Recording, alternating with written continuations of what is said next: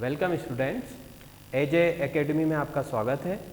My name is Pawan Dhangar and आज का हमारा टॉपिक है मैटर या फिर कहें स्टेट ऑफ मैटर। ठीक है, तो सबसे पहले हम बात करते हैं कि मैटर, इसे हिंदी में कहा जाता है पदार्थ। पदार्थ या फिर इसका एक और नाम है द्रव्य। फाइन, इट इज नॉट द्रव, इट इज द्रव्य। ठीक है, तो मैटर उसे पदार्थ या द्रव्य भी कहा जाता है। तो ये क्या होता है? तो हम बात करते हैं कि हमारे सराउंडिंग में चारों तरफ जितनी भी चीज़ें हैं, ठीक है, ऐसी कोई भी चीज़ जो कि या तो वो स्पेस को ऑक्यूपाई करती है, मतलब स्थान घेरती है, जगह घेरती है, या फिर उसके अंदर मास होता है, ऐसी सारी चीज़ों को हम मैटर या पदार्थ कहते हैं। ठीक है, सिंपल सी लैंग्वेज में अगर इसकी परिभाषा कहें तो ऐसा कोई भी सब्सटेंस या ऐसी कोई भी चीज़, ऐसा कुछ भी लिविंग या नॉन लिविंग, जीवित या अजीवित, यदि वो स्थान घेरता है और उसके पास मास है, वो छोटा हो या बड़ा हो, उसे हम पदार्थ कहेंगे। ठीक है, और यूनिवर्स में चाहे प्लेनेट हो, एस्टेरॉइड्स हो, स्टार्स हो, या फिर छोटी से छोटी हमारे अर्थ पर कोई भी ऑब्जेक्ट हो, अगर वो स्थान घेरता है या फिर उसके पास मास है तो वो पदार्थ कहलाता है। ठीक, मैटर की परिभाषा मैं यहाँ पर लिख रहा हूँ। ठीक है, पदार्थ किसे कहते हैं? तो everythings which takes up space, okay, और has mass called matter. Fine. Everything which takes up space or has mass called matter. Hindi में भी लिख देता हूं मैं, प्रत्येक वस्तु जो स्थान घेरती है, क्या करती है? स्थान घेरती है, मतलब स्पेस ऑक्यूपाई करती है, अथवा उसमें द्रव्यमान होता है, मास होता है, उसे हम द्रव्यमान होता है, उसे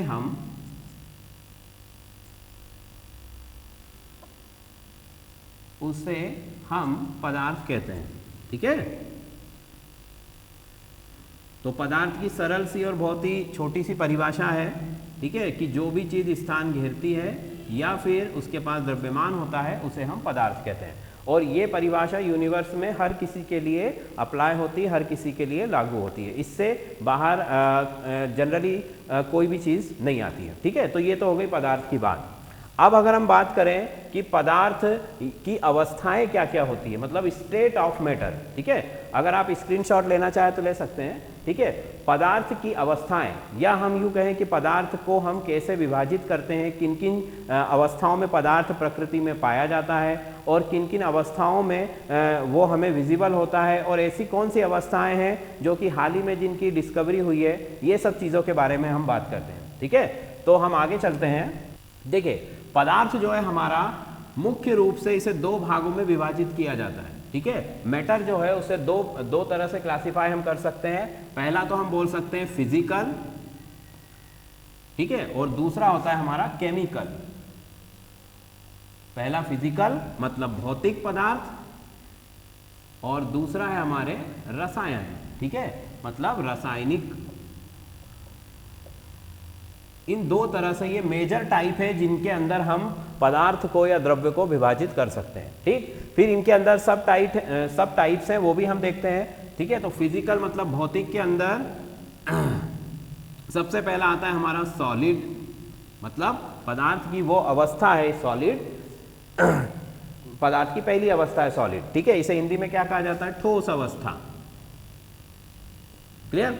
अब ठोस अवस्था पदार्थ की पहली अवस्था है, और इस अवस्था की पहचान हम कैसे कर सकते हैं? भाई, ठोस के पास क्या होता है? जैसे ये पेन है, या हमारा बोर्ड साफ करने का ये रुमाल है, या फिर ये बोर्ड है हमारा, तो यहाँ पर इनके पास स्पेशलाइजेशन क्या है? कि यहाँ पर इनका एक आकार और आकृति मतलब साइज और शेप जो है फिक्स है, ठीक है। इनका आयतन भी फिक्स है मतलब वॉल्यूम भी फिक्स है। तो हम कह सकते हैं कि जो हमारे ठोस है, ठोस के पास उनकी आकार, उनकी आकृति और उनकी जो ज्यामिति है, ठीक है, जियोमेट्री, वो सब कुछ फिक्स होता है, ठीक। दूसरी चीज़ कि ठोस के अंदर हमारे पास जो मॉलिक्यूल्स होते हैं, जैसे मान लीजिए पेन है, इसके अंदर जो एटम्स या मॉलिक्यूल्स हैं इसके, इनका जो अरेंजमेंट होता है वो बहुत ही रेगुलर और डिसिप्लिन्ड होता है, मतलब नियमित जो इनकी व्यवस्था है अणुओं की इसके अंदर पाई जाती है, ठीक है। क्योंकि अनियमित होगी तब वो ठोस नहीं कहलाएगा। फिर तीसरी बात कि जो भी ठोस है हमारा, उसकी आकृति, आकार उसके स्थान बदल देने पर भी परिवर्तित नहीं होता है, ठीक है। तो ये सारी चीजें हम ठोस के बारे में बोल सकते हैं। वैसे हम हर पदार्थ की हर अवस्था को विस्तार से पढ़ेंगे, डिटेल में पढ़ेंगे, बट उसके कुछ जो मेन पॉइंट्स है, जो मेन कैरेक्टरिस्टिक्स है, वो मैं आपको साथ ही में बताता चल रहा हूँ। तो ठोस के लिए हम क्या क्या चीजें बोल सकते हैं? फर्स्ट ऑफ ऑल कि इसकी आकृति, आकार और आयतन मतलब साइज, शेप और वॉल्यूम फिक्स होता है, ठीक है। दूसरी चीज कि यहाँ पर जो ठोस है इसके अंदर अणुओं की जो व्यवस्था है वो रेगुलर होती है, मतलब नियमित व्यवस्था होती है, ठीक। तीसरा, स्थान बदल देने पर भी इसकी आकृति, आकार में परिवर्तन नहीं होता है। क्लियर? चलिए अब दूसरी चीज जो है हमारे पास फिजिकल के अंदर वो है लिक्विड। लिक्विड मतलब द्रव, ठीक है। मैटर को हम क्या बोलते हैं? द्रव्य, और लिक्विड मतलब द्रव। तो अब लिक्विड के लिए हम क्या क्या चीजें, क्या क्या कैरेक्टरिस्टिक्स बता सकते हैं? तो पहली चीज तो लिक्विड के जो मॉलिक्यूल्स हैं, ठीक है, वो सॉलिड के कंपैरिजन में थोड़ा सा क्या होंगे? थोड़ा सा लूजली पैक्ड होंगे। मतलब यहाँ पर अगर मैं सॉलिड के लिए इस तरह का अरेंजमेंट बनाता हूँ, ये देखिए, ये सॉलिड के मॉलिक्यूल्स आपस में एक दूसरे से बिल्कुल चिपके हुए हैं, ठीक है। यहाँ पर किसी तरह का कोई भी गैप नहीं दिखाई दे रहा है आपको, ठीक। बट लिक्विड के मॉलिक्यूल्स यहाँ पर अगर हम देखेंगे तो इनके बीच में हमें थोड़ा सा गैप दिखाई देगा, ठीक है। और इसी गैप की वजह से, ठीक है, इनके बीच के जो फोर्सेस हैं, लिक्विड के मॉलिक्यूल्स के बीच जो अट्रैक्शन फोर्सेस है वो सॉलिड के अट्रैक्शन फोर्सेस से क्या होंगे? कम होंगे, ठीक है। तभी तो हम ये कह सकते हैं कि लिक्विड का जो वॉल्यूम है वो तो फिक्स होता है, बट उसका साइज और शेप फिक्स नहीं होता। ये सब चीज़ें हम छोटी छोटी क्लासेस में भी पढ़ चुके हैं, ठीक। अगर देखें कि जैसे हमारा वाटर है, अब वाटर को अगर आपने बॉटल में रखा तो वो बॉटल के शेप का बन जाएगा। अगर आपने उसको ग्लास में ले लिया तो वो ग्लास का शेप ले लेगा। अगर आपने उसको फर्श पर फैला दिया तो वो वहाँ पर पूरा फैल जाएगा। मतलब कि जो लिक्विड सब्सटेंस है हमारे, या लिक्विड जो है वो आकृति और उसका जो आकार है वो जगह के हिसाब से परिवर्तित कर सकता है, ठीक। क्यों कर सकता है? क्योंकि उसके अणुओं, उसके मॉलिक्यूल्स या उसके अणुओं के बीच की जो अट्रैक्शन के फोर्सेस हैं, जो आकर्षण के बल हैं, वो कम है किसकी अपेक्षा? ठोस की अपेक्षा। ठोस में तो बिल्कुल टाइटली पैक्ड है, क्लोजली पैक्ड, ठीक है। बट लिक्विड में कैसा है? ठोस के कंपेरिजन में थोड़ा सा लूजली पैक्ड है, ओके। आगे हम देखते हैं कि सॉलिड, लिक्विड, इसके बाद कौन सा आता है? हमारी जो थर्ड स्टेट ऑफ मैटर होती है वो कौन सी होती है? गैस, ठीक। ये लिख दिया गैस। अब गैस में क्या होगा भाई? गैस का तो ना वॉल्यूम फिक्स होता है, ना शेप फिक्स होता है, ना साइज फिक्स होता है। गैस में कुछ भी फिक्स नहीं होता है, ठीक है। क्यों?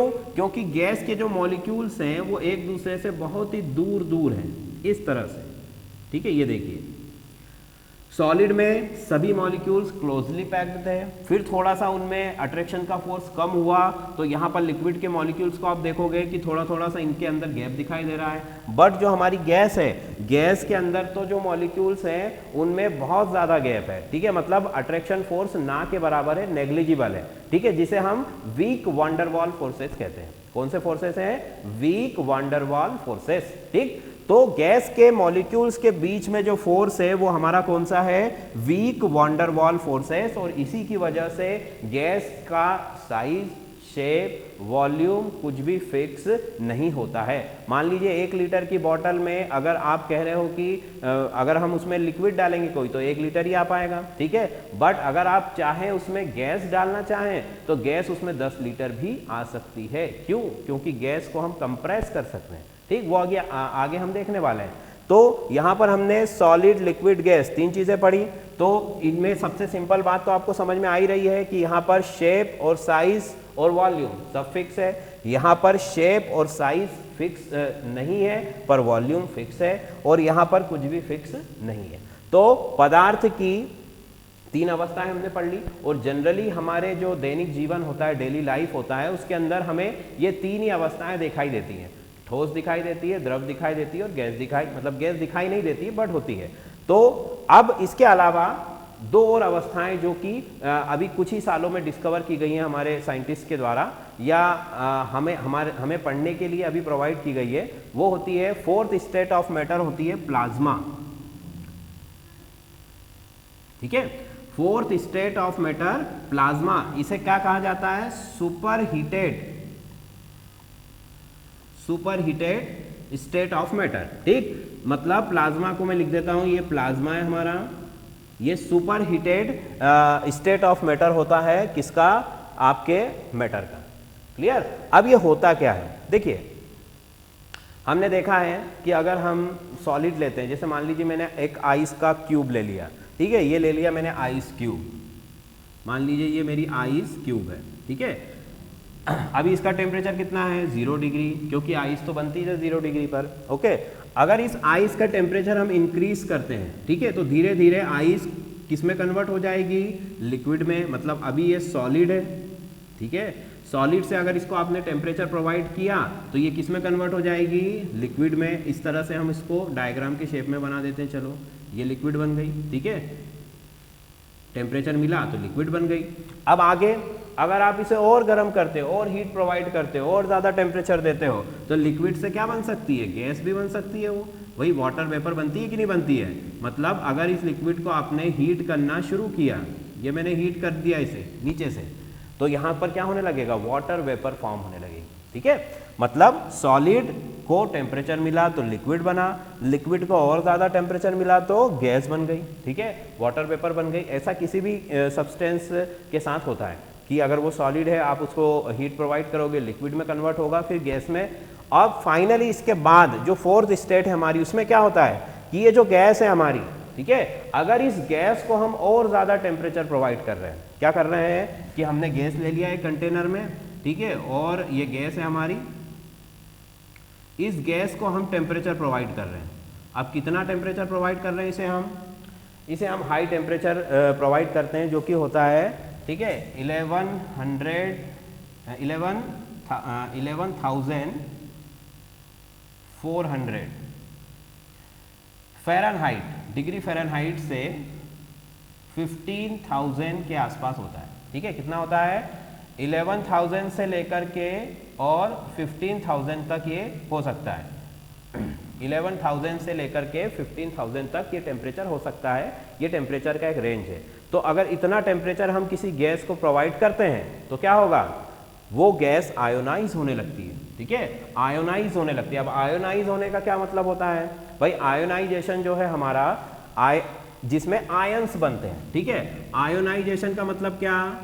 जिसमें आयंस फॉर्म होंगे, आयंस बनेंगे।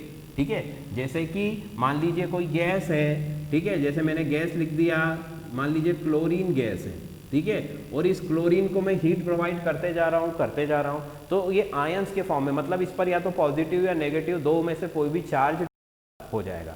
क्यों? क्योंकि गैस जब गर्म होगी तो वो अपने इलेक्ट्रॉन्स को क्या करेगी? वहां से रिलीज कर देगी। ठीक है, तो अगर रिलीज कर रही है तो पॉजिटिव चार्ज आ जाएगा, और अगर उसको वो एक्सेप्ट करेगी तो नेगेटिव चार्ज आ जाएगा।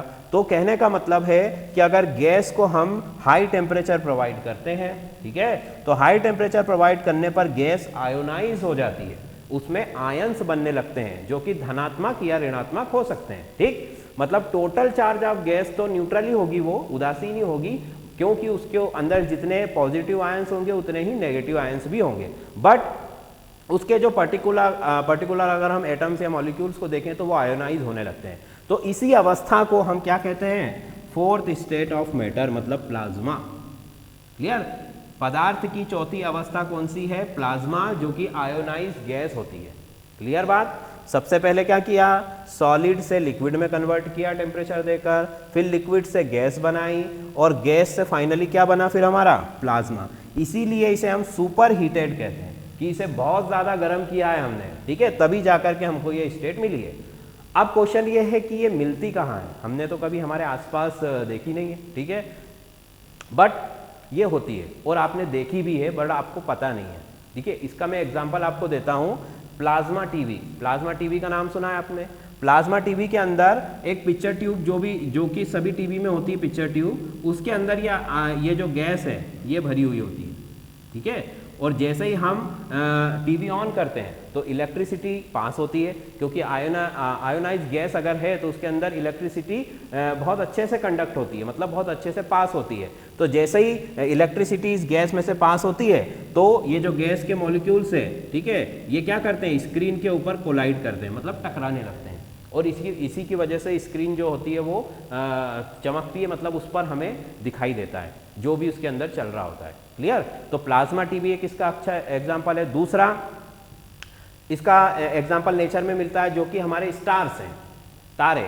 आप आसमान में जब भी तारों को देखते हो तो वो टिमटिमाते हुए दिखाई देते हैं, ठीक है। तो उनके टिमटिमाने के पीछे क्या रीजन होता है, जैसे मान लीजिए ये मेरा स्टार है कोई, ठीक है, तो स्टार को जब भी आप देखते हो तो वो आपको इस तरह से टिमटिमाते हुए दिखाई देगा। क्यों? क्योंकि उसकी चारों तरफ क्या होता है, ये जो आयोनाइज गैस होती है, जो प्लाज्मा होता है, ये चारों तरफ उसको सराउंड किए होता है, चारों तरफ से तारे को घेरे हुए होता है। तो इसी वजह से जब उसमें से लाइट पास होती है तो वो लाइट जो है उसी की वजह से, उस प्लाज्मा स्टेट की वजह से हमें वो तारा कैसा दिखाई देता है, टिमटिमाता हुआ दिखाई देता है, ठीक है। तो वहां पर भी प्लाज्मा स्टेट होती है, चाहे हमारा सन हो, सन भी एक स्टार है, और दूसरा जो दूसरे स्टार्स हैं हमारी गैलेक्सी में, वो भी सब जितने भी स्टार्स हैं जहाँ पर टेम्परेचर बहुत ज़्यादा है वहाँ पर आपको प्लाज्मा स्टेट जो है वो इजीली अवेलेबल हो जाएगी। क्लियर? तो पदार्थ की चार अवस्थाएं मैंने आपको बता दी, सॉलिड, लिक्विड, गैस और प्लाज्मा। चलिए अब नेक्स्ट है हमारी पदार्थ की पांचवी अवस्था।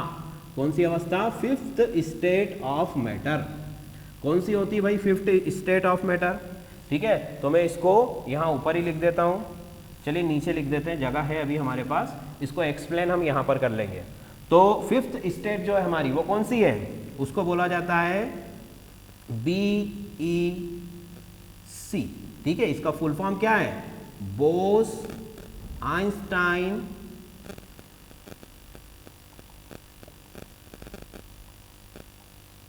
कंडेंसेट, ठीक है। इसका नाम दो साइंटिस्ट के नाम पर है, एक तो बोस, ठीक है, जो कि हमारे इंडिया के साइंटिस्ट हैं, और आइंस्टाइन को तो हम सभी जानते ही हैं, ये सत्येंद्र नाथ बोस है। इनका पूरा नाम क्या है? सत्येंद्र नाथ बोस। और आइंस्टाइन को हम सभी जानते हैं। तो फर्स्ट ऑफ ऑल जो था, हमारे जो बोस थे, उन्होंने ही इस पदार्थ की जो फिफ्थ स्टेट, जो पांचवी अवस्था है, उसकी खोज की थी या उसको डिस्कवर किया था, ठीक। और आइंस्टाइन ने बाद में उसमें बहुत सारे, उसको एक तरह से हम कह सकते हैं कि डेवलप किया था उस कॉन्सेप्ट को, उस थ्योरी को, तो इसीलिए हम इसे इन दोनों के नाम से जानते हैं। तो बोस, आइंस्टाइन, कंडेंसेट, ठीक। अब ये होती क्या है? अभी हमने बात की प्लाज्मा की, तो प्लाज्मा क्या होती है? Super heated. तो इसका जस्ट अपोजिट, अगर हम किसी सब्सटेंस को देखिए, वैसे तो ये बहुत बड़ी थ्योरी है, तो मैं इसमें आपको एक मोटा मोटा बता देता हूँ ताकि आपको आइडिया हो जाए कि ये आखिर होती क्या है। तो हमें करना कुछ नहीं है, हमें सुपर हीटेड की जगह पर अब ये क्या करना है, जैसे सुपर हीटेड में हमने बहुत ज़्यादा टेम्परेचर इंक्रीज किया था, बट यहाँ पर हमें अब टेम्परेचर क्या करना पड़ेगा? डिक्रीज करना पड़ेगा। तो मान लीजिए कि ये हमारे पार्टिकल्स हैं, ठीक है, गैस के या जो भी हमारा मैटर है उसके पार्टिकल्स हैं, ठीक है। बेसिकली ये जो स्टेट है ये बोसोन, जो पार्टिकल्स होते हैं बोसोन, उन्हीं में मिलती है जनरली, ठीक है। क्यों? क्योंकि ये जो पाउली का जो अपवर्जन का नियम होता है उसका पालन नहीं करते हैं। तो इतना डिटेल में हमें जाने की ज़रूरत नहीं है। आप इतना समझिए कि कोई भी मैटर जो है आपका, अगर इसको आप इसके टेम्परेचर को आप डिक्रीज करते जाते हो, ठीक है, तो टेम्परेचर डिक्रीज करने से क्या होगा भाई? मान लीजिए आपने किसी गैस का टेम्परेचर कम किया तो वो धीरे से लिक्विड में कन्वर्ट हो जाएगी, फिर अगर और ज़्यादा टेम्परेचर कम किया तो वो लिक्विड क्या होगा? सॉलिड में कन्वर्ट हो जाएगा। भाई जस्ट अपोजिट रिएक्शन, टेम्परेचर देने पर सॉलिड लिक्विड बन रहा था, बट टेम्परेचर डिक्रीज करने पर लिक्विड वापस किस में कन्वर्ट हो सकता है? सॉलिड में कन्वर्ट हो सकता है। क्यों? क्योंकि जो मॉलिक्यूल्स है उनकी काइनेटिक एनर्जी जैसे ही कम होगी, काइनेटिक एनर्जी मॉलिक्यूल्स की जैसे ही डिक्रीज होगी तो वो एक दूसरे के क्या होने लगेंगे, पास आने लगेंगे, इस तरह से। ठीक है, जितनी ज़्यादा आप इसको ठंडा करोगे उतने ज़्यादा ये मॉलिक्यूल्स एक दूसरे के पास आने लगते हैं। भाई ठंडी के मौसम में देखते हैं, भाई गर्मी में तो हम सब लोग एक दूसरे से बहुत दूर दूर रहना पसंद करते हैं, बट ठंडी के दिनों में क्लास में जितने ज़्यादा बच्चे हैं उतना अच्छा है, क्योंकि एक गर्म वातावरण वहाँ पर मिल जाता है। तो वैसे ही जो अगर मॉलिक्यूल्स की काइनेटिक एनर्जी आप कम कर रहे हो, मतलब उसके टेम्परेचर को डिक्रीज कर रहे हो, ठीक है, तो क्या होगा कि जो मॉलिक्यूल्स दूर दूर थे, ठीक है, उनके पास अपनी एनर्जी थी इसलिए वो फ्रीली मूव कर रहे थे, बट जैसे जैसे एनर्जी डाउन होती जा रही है, कम होती जा रही है, तो क्या हो रहा है, वो एक दूसरे के पास आते जा रहे हैं। और फाइनली एक टेम्परेचर आता है जिसे एब्सोल्यूट जीरो टेम्परेचर कहते हैं। कौन सा टेम्परेचर कहते हैं, एब्सोल्यूट जीरो टेम्परेचर। ठीक है, और वो टेम्परेचर क्या होता है, -273.15 डिग्री सेंटीग्रेड। ठीक है, क्या टेम्परेचर होता है, -273.15 डिग्री सेंटीग्रेड का टेम्परेचर। अब इस टेम्परेचर पर क्या होता है, इस टेम्परेचर पर वो जितने भी मॉलिक्यूल्स जो आपने कंटेनर में लिए हैं वो सब एक बड़े मॉलिक्यूल्स की तरह बिहेव करने लगते हैं। मतलब छोटे छोटे कई सारे मॉलिक्यूल्स ना होकर वो कैसे बिहेव करने लगते हैं, पूरे के पूरे एक ही मॉलिक्यूल, एक तरह का वो क्लस्टर बन जाता है। ठीक है, तो मतलब क्या हुआ कि मान लीजिए यहाँ 100 मॉलिक्यूल्स हैं, आपने इनको ठंडा करना शुरू किया तो वो इतने ज़्यादा ठंडे हो गए इस टेम्परेचर पर कि सबके सब एक दूसरे के बहुत ज़्यादा क्लोज आ गए, बहुत ज़्यादा पास आ गए, और इसी वजह से वो मॉलिक्यूल्स जो है वो अलग अलग बिहेव ना करते हुए सबके सब क्या हो गए, एक मॉलिक्यूल की तरह बिहेव करने लगे। ठीक, और इसी अवस्था को क्या कहा जाता है, BEC। ठीक है, आप इसे कब प्राप्त कर सकते हो, जबकि आपने पदार्थ को बहुत ज़्यादा ठंडा किया है। क्लियर, तो यहाँ पर मैटर का हमने क्लासिफिकेशन शुरू किया है, फिजिकल और केमिकल। ठीक, फिजिकल में हमने बात की सॉलिड की, सॉलिड बताया मैंने क्या होता है, जिनमें क्लोज्ड पैकिंग होती है, लिक्विड जिनमें कंपैरिजन में क्या होता है, लूजली पैक्ड होते हैं, और गैस में तो वीक वैन डर वाल फोर्सेस होते हैं। फिर प्लाज्मा जो सुपर हीटेड होती है, बहुत ज़्यादा टेम्परेचर इंक्रीज करने पर ही मिलती है, और BEC जो होती है ये बहुत ज़्यादा टेम्परेचर डिक्रीज करने पर मिलती है। फाइन, चलो अब नेक्स्ट है हमारा रासायनिक, इसकी भी बात करते हैं कि भाई इसमें क्या क्या होता है।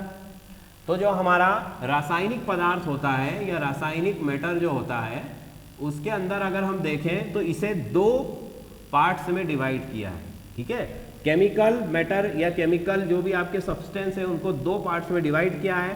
पहला होता है प्योर, मतलब शुद्ध, ठीक है, प्योर सब्सटेंस, प्योर सब्सटेंस, और दूसरा क्या होगा, इम्प्योर, इम्प्योर सब्सटेंस या अशुद्ध पदार्थ। क्लियर, अब प्योर क्या होंगे भाई, प्योर क्या होता है, जिसमें कोई भी मिलावट ना हो। ठीक है, जैसे हम कहते हैं कि हमें दूध प्योर चाहिए, मतलब उसमें पानी या कोई दूसरे तरह का कोई भी प्रोटीन पाउडर वगैरह मिक्स ना हो, ठीक है, वो प्योर होगा। तो वैसे ही ऐसे सब्सटेंस जिनमें केवल उनके अलावा किसी और सब्सटेंस का मॉलिक्यूल या एटम प्रेजेंट नहीं हो, उसको हम क्या बोलेंगे, प्योर सब्सटेंस। क्लियर, मतलब इसमें किसी भी दूसरे तरह का कोई भी सब्सटेंस अवेलेबल या उसका कोई भी एटम या मॉलिक्यूल, कोई भी दूसरा सब्सटेंस उसके अंदर नहीं होना चाहिए। तो प्योर सब्सटेंस उसी को कहते हैं। और इसके एग्जांपल में हम क्या लिख सकते हैं, प्योर सब्सटेंस किस किस को बोलेंगे, प्योर सब्सटेंस में हम 2 चीजें देख सकते हैं कि एलिमेंट, ठीक है, और कंपाउंड। क्लियर, एलिमेंट और कंपाउंड। एलिमेंट तो टोटली प्योर ही होता है, क्यों, क्योंकि जैसे मैंने लिखा कि भाई हाइड्रोजन एक एलिमेंट है। अब इसमें हाइड्रोजन के अलावा दूसरी कोई चीज़ है क्या, नहीं है, इसीलिए ये क्या हो गया, प्योर हो गया। तो यही चीज़ हमको देखना है कि प्योर सब्सटेंस में क्या है, जिसमें प्योरिटी हो, जिसमें किसी तरह का कोई अडल्ट्रेशन नहीं हो, मतलब कि इसमें कोई दूसरा एटम या मॉलिक्यूल नहीं हो। उसी तरह से कंपाउंड्स भी प्योर होते हैं। अब आगे देखें, अशुद्ध पदार्थ। अशुद्ध का मतलब क्या हुआ यहाँ पर कि इसमें किसी तरह का मतलब या तो एक या फिर एक से ज़्यादा, या एक से ज़्यादा ही होगा जनरली। क्यों, क्योंकि अगर हम इसको अशुद्ध कह रहे हैं तो इसमें कम से कम 2 चीज़ें होनी चाहिए। तो 2 या मोर देन 2 सब्सटेंस का जो मिक्सचर होता है उसी को हम क्या बोलेंगे, अशुद्ध पदार्थ। तो इसका सबसे सिंपल एग्जांपल क्या हो गया, मिक्सचर। ठीक, अब मिक्सचर की क्या डेफिनेशन है कि बिना किसी रेशो के, मतलब यहाँ पर आप कोई रेशो नहीं ले रहे हैं भाई। कंपाउंड में तो रेशो होता है कि इतने % हाइड्रोजन है तो इतने % ऑक्सीजन होगा, बट मिक्सचर में ऐसा कोई रेशो होता है क्या? हम लोग खाने के लिए भी जो मिक्सचर बनाते हैं, सेव परमल या भेल बनाते हो आप, तो क्या करते हो, उसमें क्या हम तोल कर डालते हैं कि इतना हमें टमाटर डालना है या इतना हमें परमल डालना है? सब अंदाजे से ही काम होता है। तो कहने का मतलब है कि मिक्सचर जो है जिनमें रेशो डिफाइन नहीं है, ठीक है, पहली चीज। और दूसरी चीज कि यहाँ पर 2 और मोर देन 2, ठीक है, 2 या 2 से ज्यादा जो है कंपोनेंट हो सकते हैं, ठीक है, तो उससे हम बोलेंगे मिक्सचर। अब मिक्सचर भी है जो हमारे पास 2 तरह का होता है। मिक्सचर भी कितने तरह का होता है, 2 तरह का होता है। एक तो होता है होमोजीनियस। मिक्सचर को हिंदी में क्या बोला जाता है बेटा, मिश्रण, ठीक है, ये लिख दिया मैंने मिश्रण। ठीक, एलिमेंट मतलब होता है तत्व और कंपाउंड मतलब होता है यौगिक। फाइन। तो अब मिक्सचर की बात करें तो मिक्सचर भी 2 तरह के हैं, होमोजीनियस और हेट्रोजीनियस। लिख देते हैं, चलो, होमोजीनियस। होमोजीनियस का मतलब क्या होता है, समांगी मिश्रण। इसके बारे में अभी हम बात करेंगे, ठीक है, पहले हम नाम लिख लेते हैं। तो पहला है समांगी मिश्रण, दूसरा क्या हो जाएगा, विषमांगी मतलब हेट्रोजीनियस। हेट्रोजीनियस मिक्सचर मतलब विषमांगी, विषमांगी। ठीक, अब ये होता क्या है भाई, मतलब क्या और विषमांगी मतलब क्या, ये 2 तरह के मिक्सचर हैं। तो पहली चीज देखिए, समांगी की हम बात करते हैं पहले होमोजीनियस की। तो होमोजीनियस को अगर मैं डिफाइन करना चाहूँ तो मैं ऐसे डिफाइन कर सकता हूँ कि मान लीजिए कि आपने बाहर से कोई कोल्ड ड्रिंक लिया पीने के लिए, ठीक है, तो अगर आप उस कोल्ड ड्रिंक की बोतल में से या किसी जूस की बोतल में से आप नीचे से आप अगर उसको थोड़ा सा उसमें से पीते हैं, सिप लेते हैं, या फिर उसके ऊपर के भाग में से आप कोई जूस का एक सिप लेते हैं, तो दोनों ही जगह का टेस्ट में कोई अंतर आएगा क्या?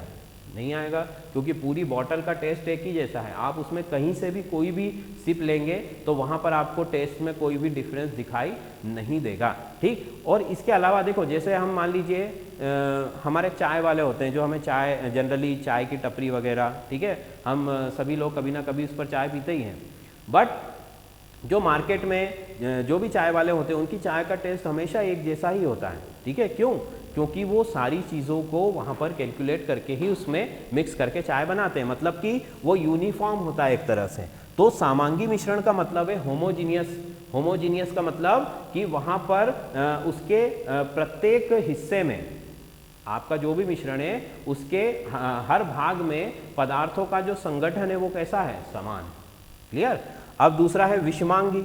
विषमांगी का मतलब क्या है भाई? विषमांगी का मतलब जिसमें कि पदार्थों का जो संगठन है वो समान नहीं है। जैसे कि अभी बताया मैंने, जैसे आप भेल खा रहे हो या फिर आप सेव परमल खा रहे हो, तो उसमें से आपने मान लीजिए 2 बार उसमें से आपने स्पून भरा, ठीक है, एक स्पून में आपको उसके अंदर मान लीजिए टमाटर का पीस आ गया, दूसरे स्पून में नहीं आया। कहने का मतलब कि वहाँ पर कोई भी रेशो फिक्स नहीं है। ये ज़रूरी नहीं कि आप जितने बार भी उसमें से खाओगे आपको टमाटर का पीस मिलेगा, हो सकता है ना भी मिले।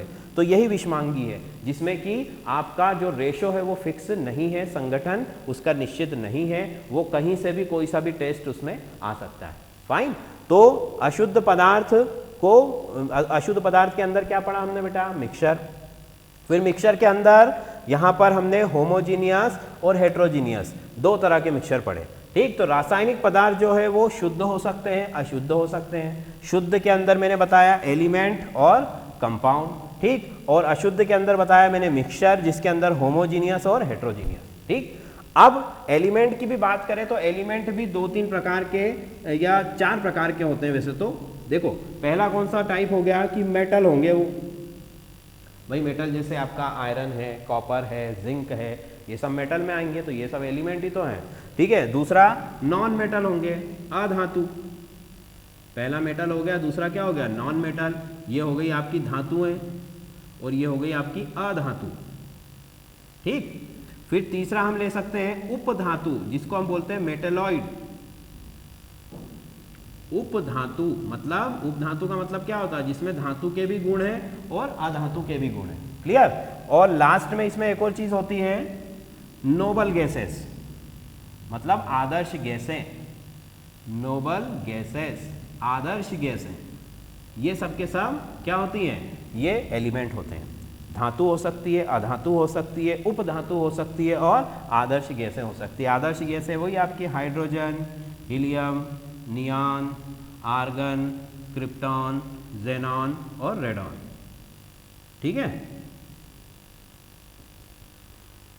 फाइन। चलो, तो यहां पर मैंने आपको, और यौगिक के अंदर हम दो तरह के यौगिक पढ़ेंगे, एक पढ़ेंगे सरल यौगिक और एक पढ़ेंगे जटिल यौगिक। क्लियर। तो ये क्लासिफिकेशन जो है हमारा मैटर का, इसको आप एक बार फिर से देख लीजिए। पदार्थ है, पदार्थ दो तरह से पाया जाता है, भौतिक और रासायनिक। भौतिक के अंदर 5 अवस्थाएं मैंने बताई आपको, ठोस, द्रव, गैस, प्लाज्मा और BEC। ठीक। फिर रासायनिक के अंदर मैंने आपको 2 बताया, प्योर सब्सटेंस और इम्प्योर सब्सटेंस। यहाँ पर प्योर के अंदर एलिमेंट और यौगिक, ठीक है, और यहाँ पर इम्प्योर के अंदर मिश्रण है जिसमें होमोजीनियस और हेट्रोजीनियस। क्लियर। चलो, अब हम इनको एक एक करके समझने की कोशिश करेंगे कि सॉलिड के कैरेक्टरिस्टिक्स क्या होते हैं, सॉलिड की प्रॉपर्टीज क्या होती है, सॉलिड के टाइप्स क्या होते हैं, ठीक है, या फिर सब टाइप्स क्या होते हैं, ये सब चीज़ें हम पढ़ेंगे। ठीक, चलिए। ठीक है, तो फर्स्ट हमारा जो स्टेट ऑफ मैटर है वो है solid.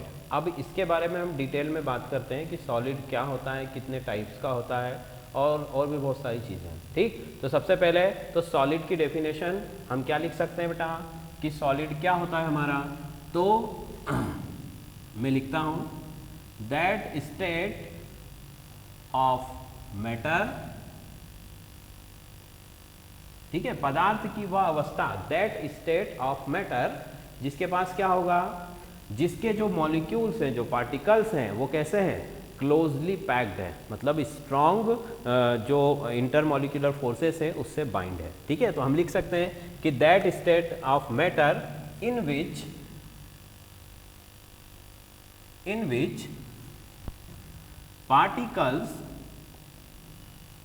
particles are strong, particles are bonded with strong forces। ठीक है, मतलब पदार्थ की वह अवस्था जिसमें जो उसके पार्टिकल्स हैं, जो उसके कण हैं, वो कैसे हैं, स्ट्रांगली, मतलब बॉन्डेड है स्ट्रॉन्ग फोर्सेस से, मतलब प्रबल अंतर आणविक बलों के द्वारा बंधे हुए हैं। ठीक है, इसको हम हिंदी में भी लिख देते हैं कि पदार्थ की वह अवस्था जिसमें, पदार्थ की वह अवस्था जिसमें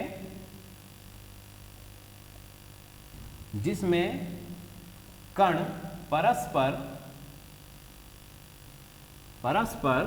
प्रबल बलों द्वारा जुड़े होते हैं।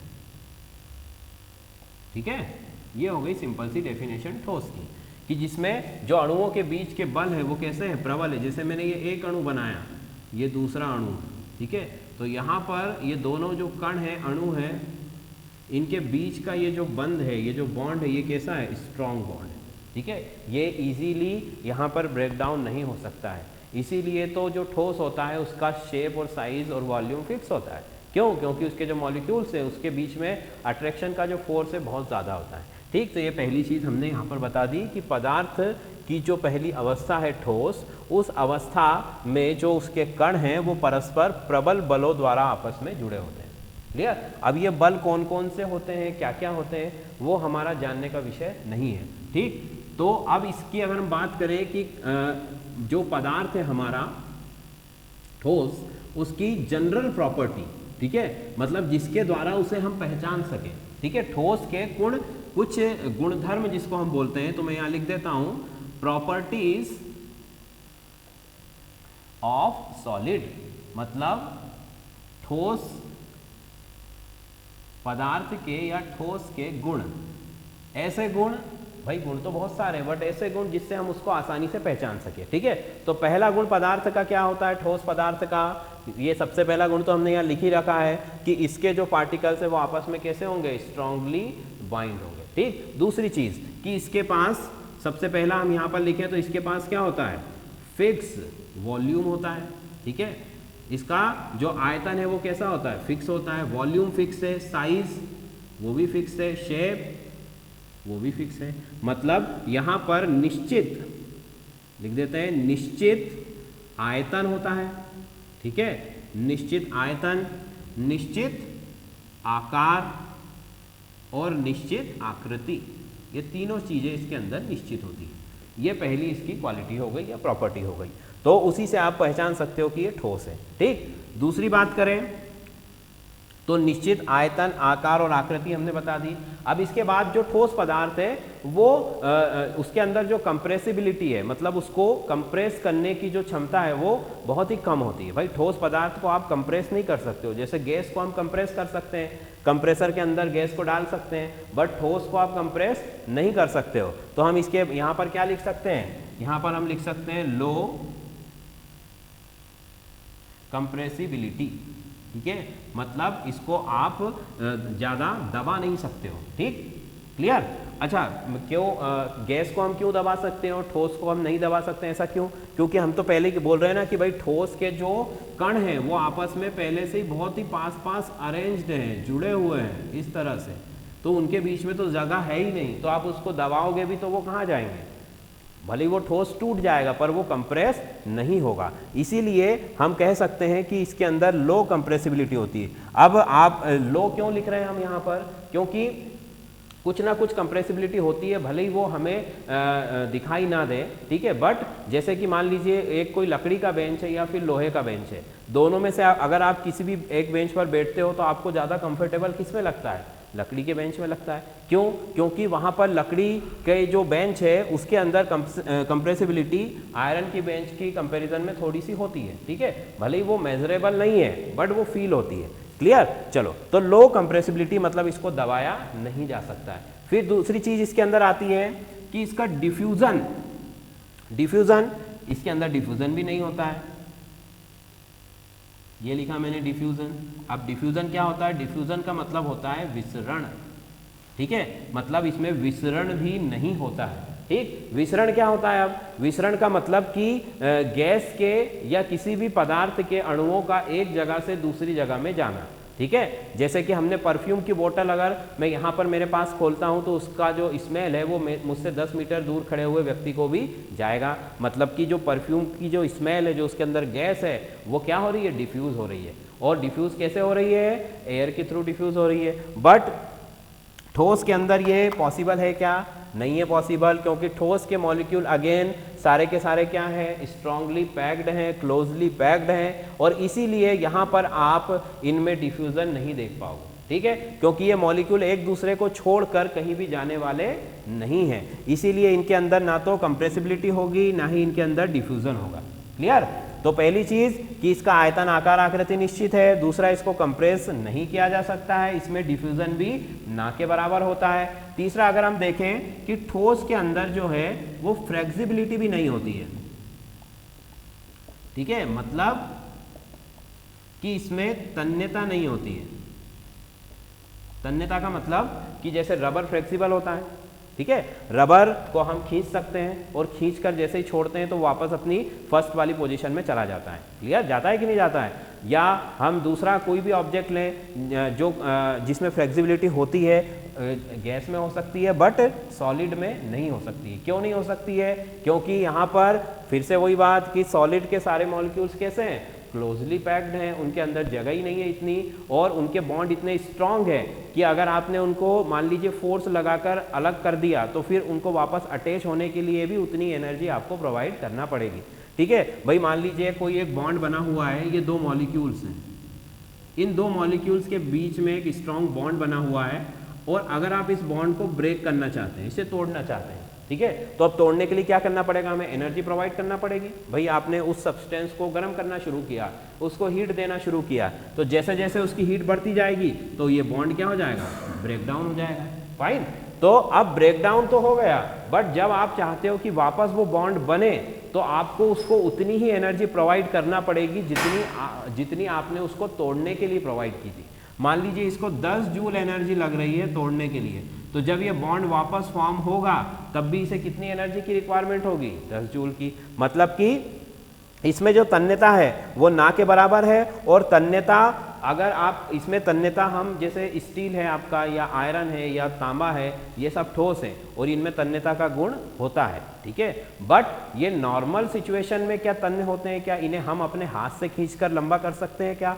लोहे की रॉड को आप अपने हाथ से, जो आप में फिजिकल फोर्स है उससे हम नहीं कर सकते हैं। ये मशीनों के द्वारा इनको किया जा सकता है, फिर इनको गर्म करने के बाद ही करती है मशीनें भी। अगर मशीनें भी इनको फ्लेक्सिबल करती हैं तो वो कैसे करती? गर्म करने के बाद। ठंडे लोहे को मशीन भी फैलाकर बड़ा नहीं कर सकती। क्लियर?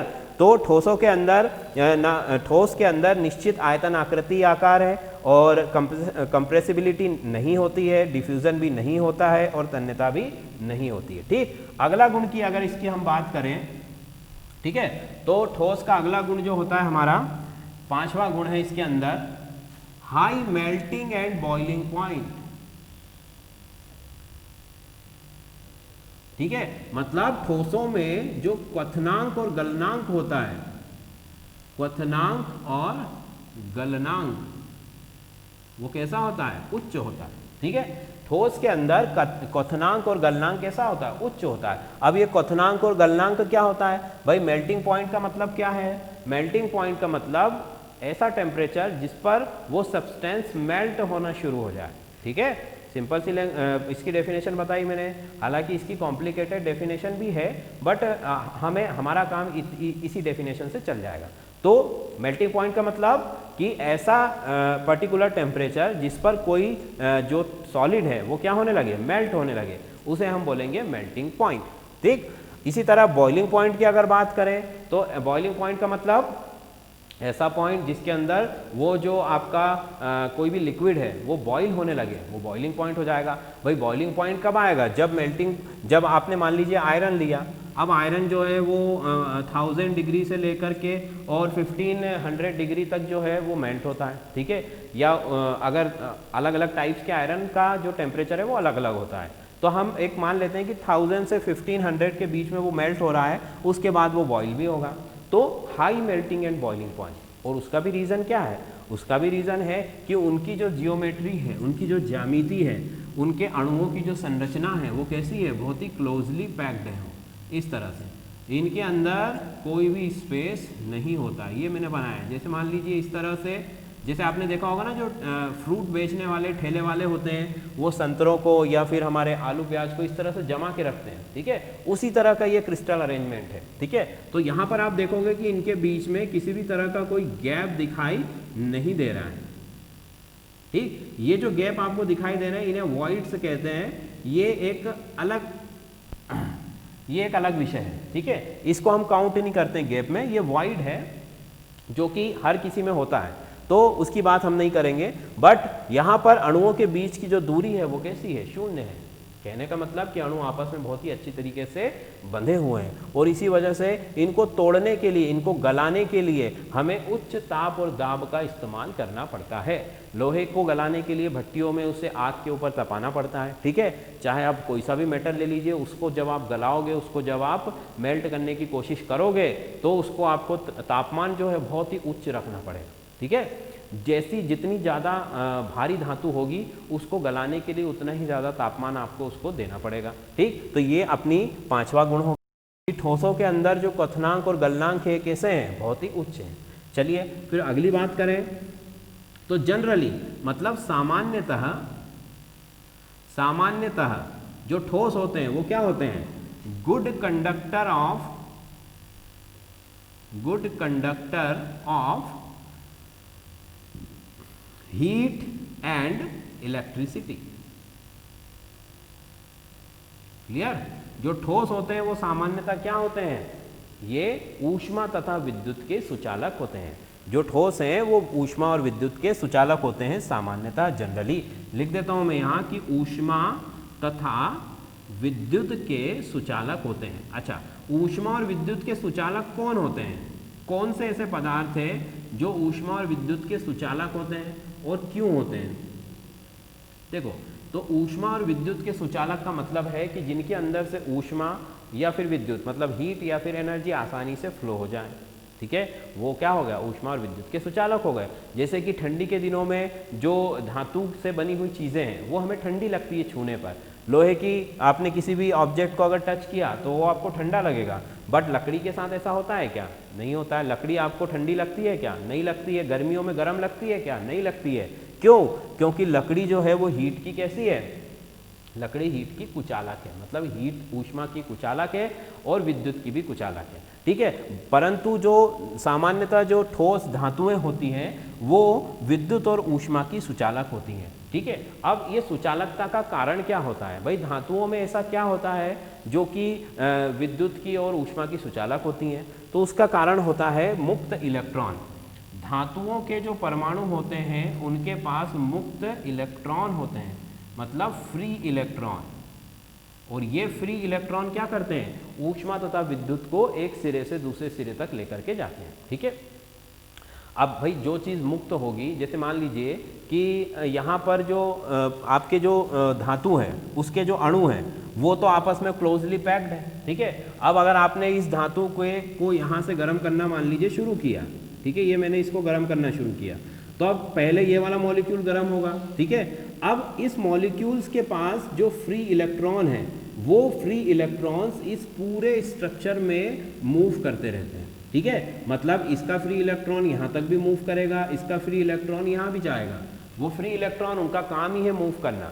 तो जब वो मूव करते हैं उसी वजह से आपका जो इलेक्ट्रिसिटी है वो एक एंड से दूसरे एंड तक पहुंच जाती है, ठीक है। मतलब विद्युत धारा का प्रवाह मुक्त इलेक्ट्रॉनों की उपस्थिति के कारण या मुक्त आयनों की उपस्थिति के कारण संभव होता है, ठीक है। और इसी वजह से हम कह सकते हैं कि वो कैसे हैं? ऊष्मा तथा विद्युत के सुचालक होते हैं। क्लियर? तो ये कुछ सामान्य गुण मैंने आपको बताए।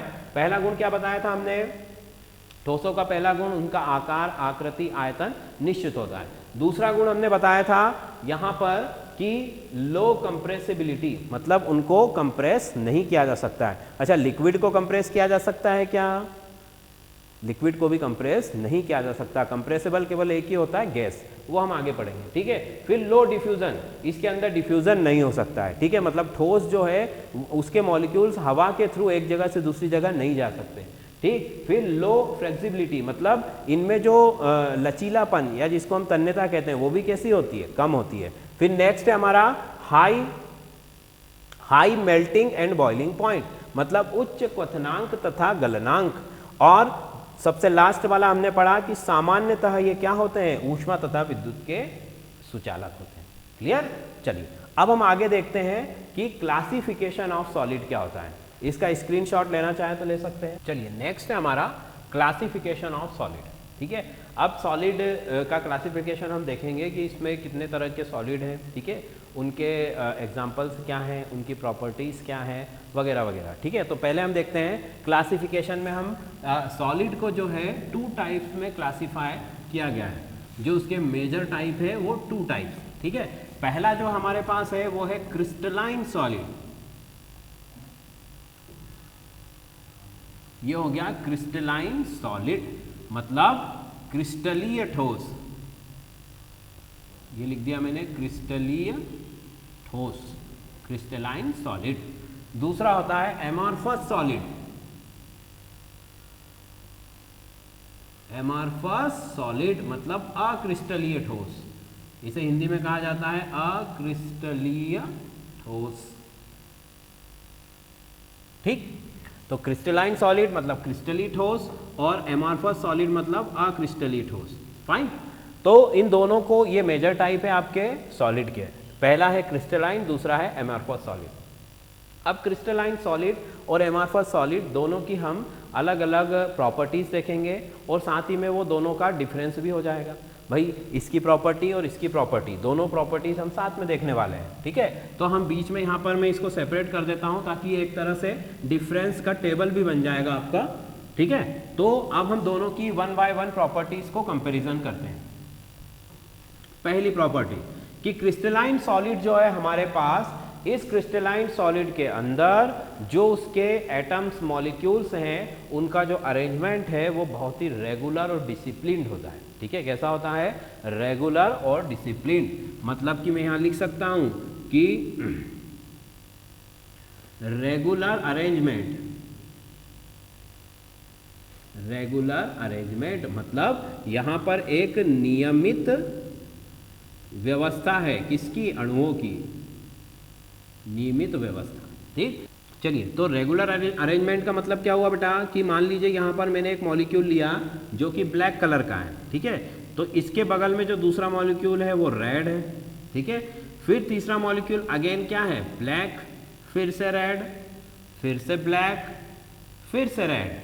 ठीक, मतलब कि यहाँ पर जो पैटर्न है वो आपको एक रेगुलर पैटर्न दिख रहा है, रेगुलर अरेंजमेंट दिख रहा है कि पहले ब्लैक मॉलिक्यूल है, उसके बाद में ब्लू मॉलिक्यूल है। एक्चुअल में सबका कलर सेम ही होता है, ये यहाँ पर उनके हम नेचर की बात कर रहे हैं या उन मॉलिक्यूल्स के जो एनर्जी वगैरह कई सारी चीज़ें होती हैं उन सभी को लेकर हम एक वाइड टर्म में बात कर रहे हैं कि रेगुलर अरेंजमेंट मतलब पहले ब्लैक मॉलिक्यूल आया, फिर उसी दूसरे प्रकार का मॉलिक्यूल रेड है, फिर ब्लैक, फिर रेड, फिर ब्लैक, फिर रेड। उसी तरह से आप नीचे भी जाओगे तो ब्लैक के नीचे फिर से रेड मॉलिक्यूल है, रेड के नीचे ब्लैक, फिर ब्लैक के नीचे फिर से रेड, रेड के नीचे ब्लैक और ब्लैक के नीचे रेड। इस तरह से ये रेगुलर अरेंजमेंट आपको यहाँ पर दिखाई देगा। ठीक है, तो ये सबसे पहली क्वालिटी होती है किसकी? क्रिस्टलीय ठोस की, क्रिस्टलाइन सॉलिड की, कि उसके अंदर जो उसके क्रिस्टल्स है, उसके जो अणु है, जो परमाणु है, उनमें एक निश्चित व्यवस्था होती है। ठीक है, वहां पर डिसिप्लिन है। जैसे कि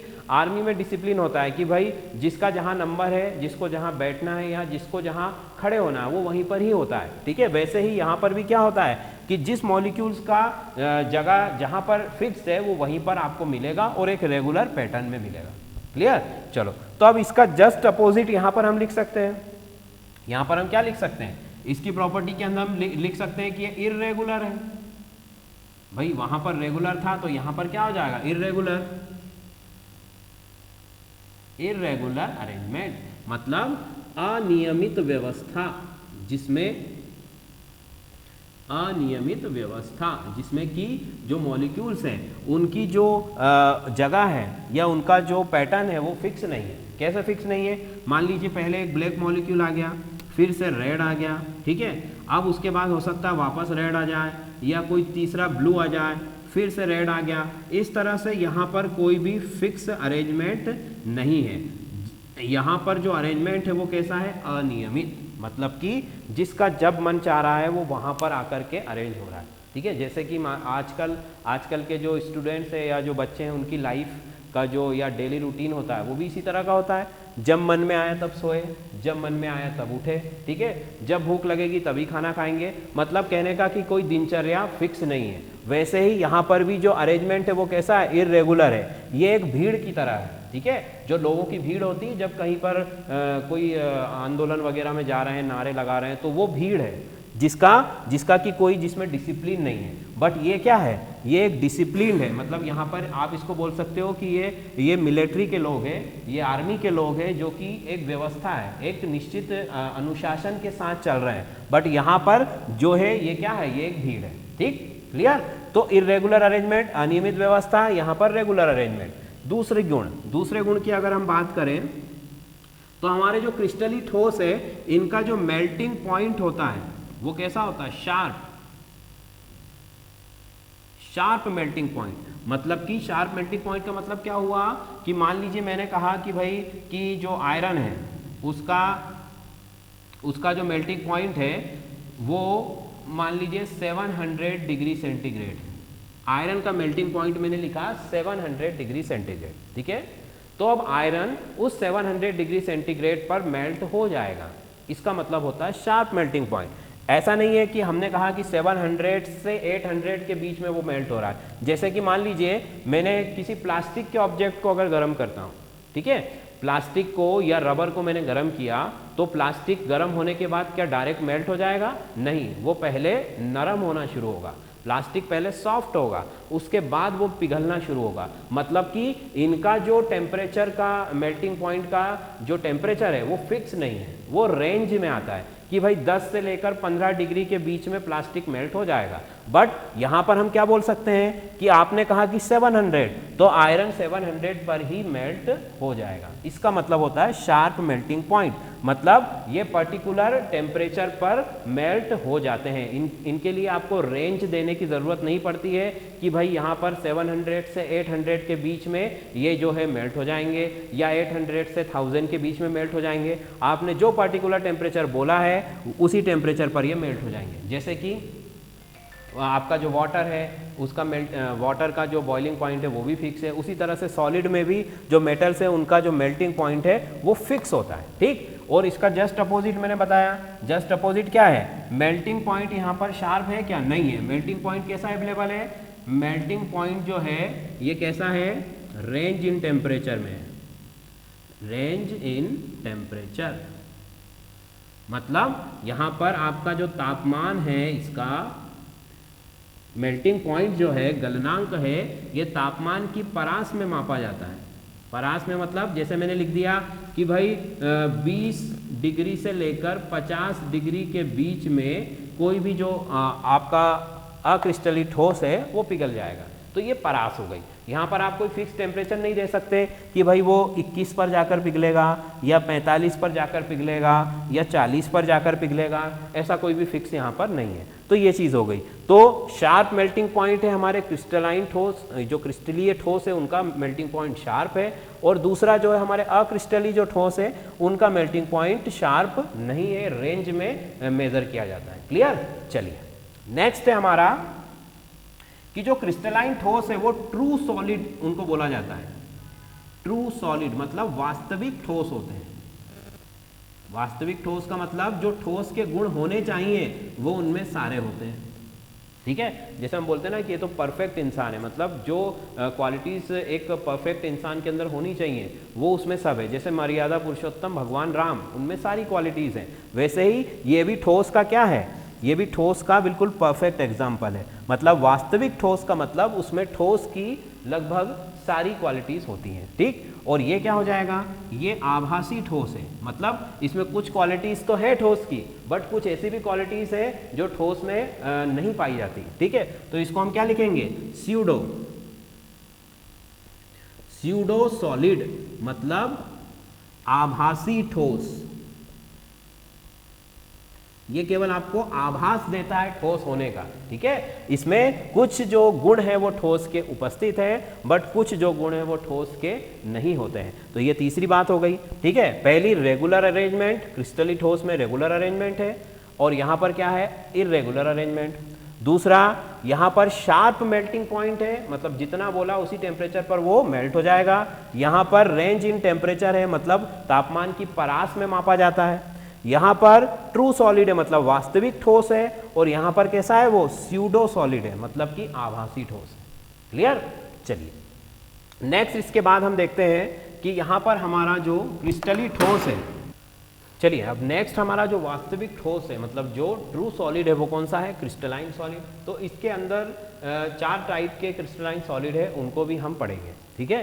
तो यहाँ पर अगर हम क्लासिफिकेशन देखें तो क्रिस्टलाइन ठोस जो है वो 4 टाइप्स के हैं। कौन कौन से टाइप्स है बेटा, चलो हम उनको इस तरह से लिख लेते हैं। ये देखिए, इस तरह से हम 4 क्रिस्टलाइन सॉलिड के 4 टाइप्स के बारे में पढ़ेंगे। पहला होता है इसमें आयोनिक क्रिस्टलाइन सॉलिड, मतलब आयनिक ठोस, आयनिक क्रिस्टलीय ठोस, आयनिक क्रिस्टलीय ठोस। ये पहली चीज हो गई, आयोनिक क्रिस्टलाइन सॉलिड। ये क्या होता है उस पर भी हम बात करेंगे, पहले हम सबके नाम लिख लेते हैं, ठीक है। दूसरा है हमारे पास, आयोनिक के बाद हो गया covalent, covalent crystalline, covalent crystalline solid.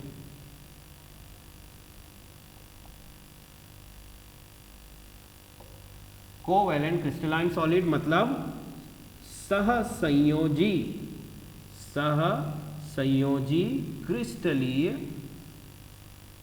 ठोस, ये हो गया सहसंयोजी क्रिस्टलीय ठोस। तीसरा है हमारा मेटेलिक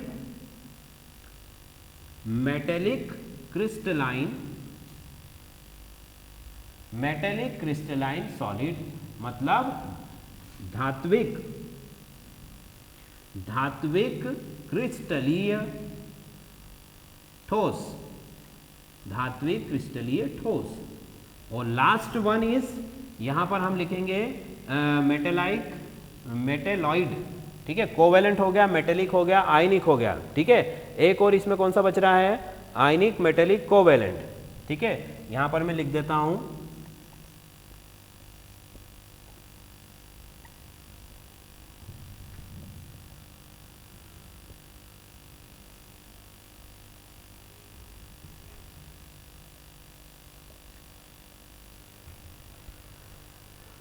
ठीक।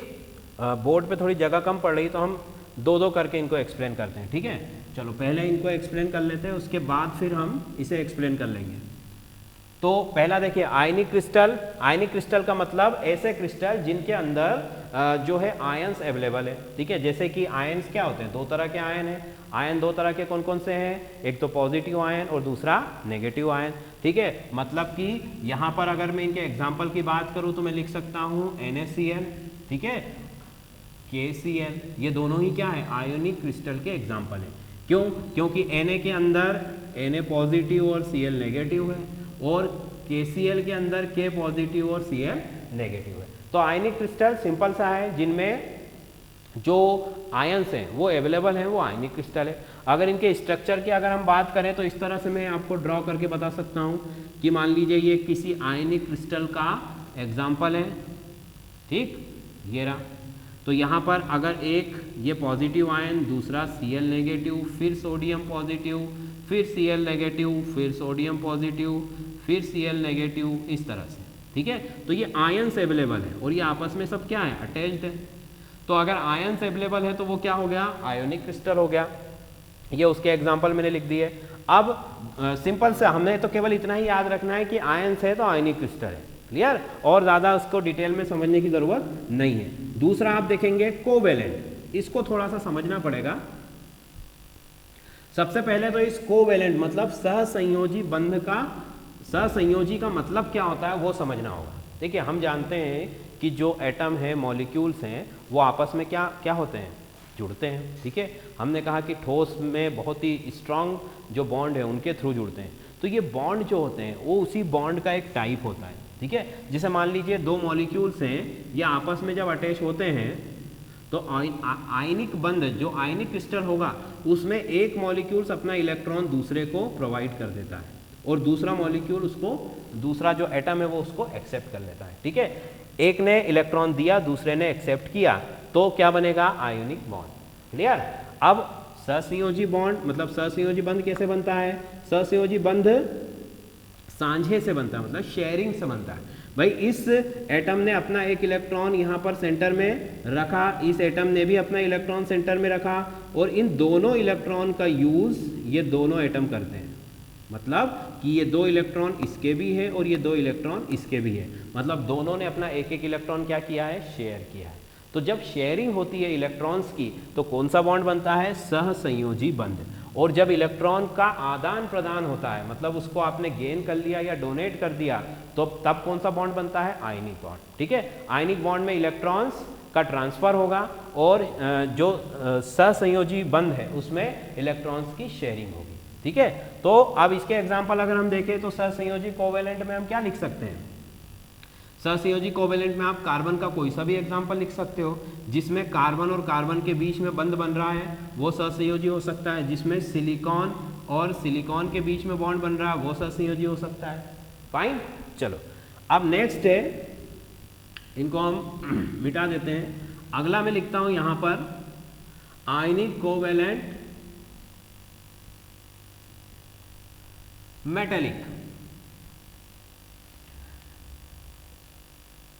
Metallic crystalline solid. Metallic crystalline solid. तो मेटेलिक क्रिस्टलाइन सॉलिड में जनरली क्या होंगे, सारे मेटल्स होंगे।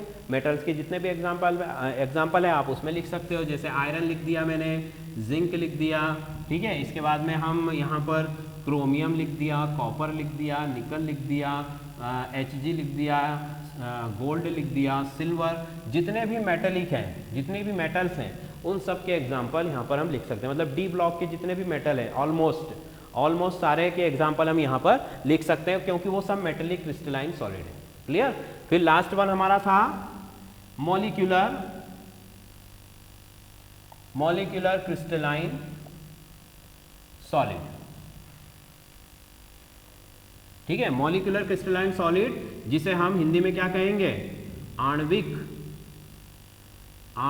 क्रिस्टलीय यौगिक, आणविक क्रिस्टलीय ठोस, सॉरी। ठीक, अब आणविक का क्या मतलब है, जिसमें अणु हो। ठीक है, अब अणु क्या होता है भाई, जैसे देखो मैंने लिखा H2O। अब इसमें एक जो एटम है वो हाइड्रोजन का है, दूसरा जो एटम है वो ऑक्सीजन का है, और दोनों ने मिलकर क्या बना लिया, एक मॉलिक्यूल बना लिया। ठीक है, तो आणविक क्रिस्टलीय ठोस मतलब जिसमें मॉलिक्यूल्स अवेलेबल हैं, वो जो हमारे ठोस हैं वो सबके सब क्या हो जाएंगे, आणविक क्रिस्टलीय ठोस हो जाएंगे। जैसे I2 का एग्जांपल हम ले सकते हैं, यहाँ पर आयोडीन का एक मॉलिक्यूल आपको दिख रहा है। तो इस तरह से ऐसे क्रिस्टलीय ठोस जिनमें अणु उपस्थित होता है। ठीक है, अब ये तो सब क्या है, ये मेटल है भाई। जैसे आपने लोहे की एक रॉड ली तो उसके अंदर केवल आयरन के अलावा कोई और एटम है क्या, नहीं है। तो मतलब कि वहाँ पर जो आयरन है वो सिर्फ एक एलिमेंट है। क्लियर। बट यहाँ पर हम क्या बोल रहे हैं कि जो आणविक क्रिस्टलीय ठोस, जैसे आपने जमी हुई बर्फ उठाई तो उस बर्फ के अंदर हाइड्रोजन भी है और ऑक्सीजन भी है, मतलब उसमें H2O का मॉलिक्यूल है, H2O का अणु है। वैसे ही आयोडीन अगर आपने लिया तो वहाँ पर भी क्या है, आयोडीन का मॉलिक्यूल है। क्लियर। चलिए, तो यहाँ पर मैंने आपको सॉलिड से रिलेटेड जितनी भी इंफॉर्मेशन थी वो सब प्रोवाइड कर दी है। ठीक है, हमने सॉलिड का क्लासिफिकेशन, उसके टाइप्स वगैरह सब कुछ देख लिया है। अब नेक्स्ट लेक्चर में हम लिक्विड और गैस के ऊपर बात करेंगे।